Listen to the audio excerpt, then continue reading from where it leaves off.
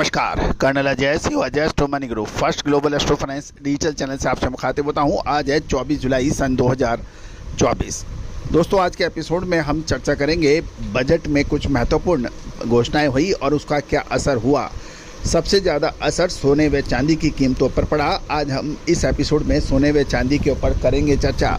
दोस्तों, आप हमारे चैनल पर पहली बार आए हैं और अभी तक सब्सक्राइब नहीं किया है, यदि शो पसंद आए तो सब्सक्राइब अवश्य कीजिएगा।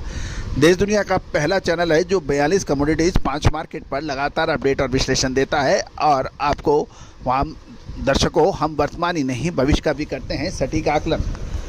दोस्तों, हमारा साप्ताहिक अखबार न्यूज़पेपर जो 3,000 रुपये वार्षिक शुल्क पर उपलब्ध है, इसमें सभी कमोडिटीज़ और स्टॉक मार्केट के ऊपर विश्लेषण और महत्वपूर्ण खबरों से आपको रूबरू कराया जाता है। साथ साथ सभी कमोडिटीज़ की लगभग आपको डेली मंडियों के ताज़ा भाव व्हाट्सएप के ऊपर अपडेट किए जाते हैं।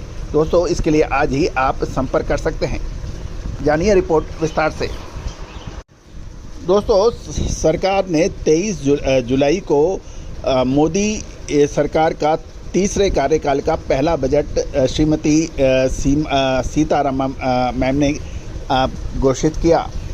गौरतलब है कि सरकार ने आभूषण क्षेत्र और आभूषण निर्माण और निर्यात को बढ़ावा देने के लिए लंबे समय से एक जो मांग थी उसको पूरा करने का प्रयास किया है।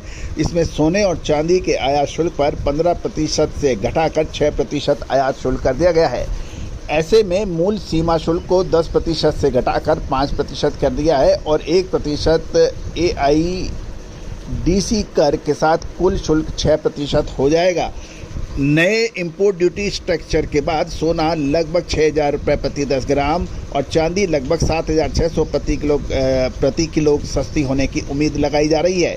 दोस्तों, जैसे ही बजट में घोषणा हुई, मल्टी कमोडिटी एक्सचेंज के अंदर सोना व चांदी एक तरफा गिरावट दर्ज देखी गई।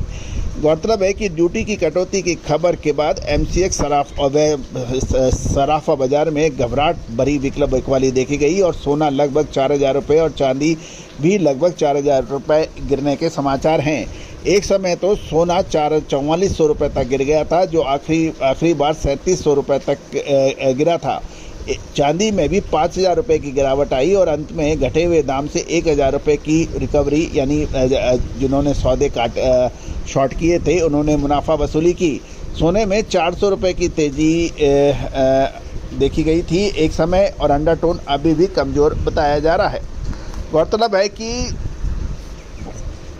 इस उतार चढ़ाव के बीच सोने और चांदी बुलियन बाजार में अफरा तफरी का माहौल देखा गया।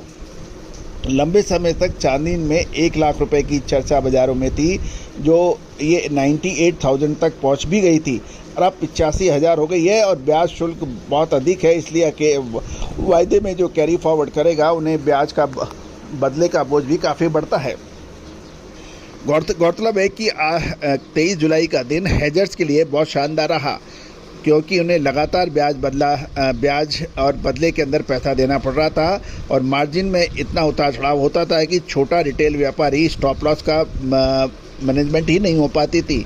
3-4 महीनों से काफ़ी हद तक बुलियन बाज़ारों में एक तरफा तेज़ी का माहौल था, लेकिन सरकार की एक घोषणा से बुलियन व्यापारियों के लिए जो स्पॉट प्राइस में माल खरीदते हैं या मैन्युफैक्चरिंग करते हैं उनके लिए एक राहत का काम ज़रूर है।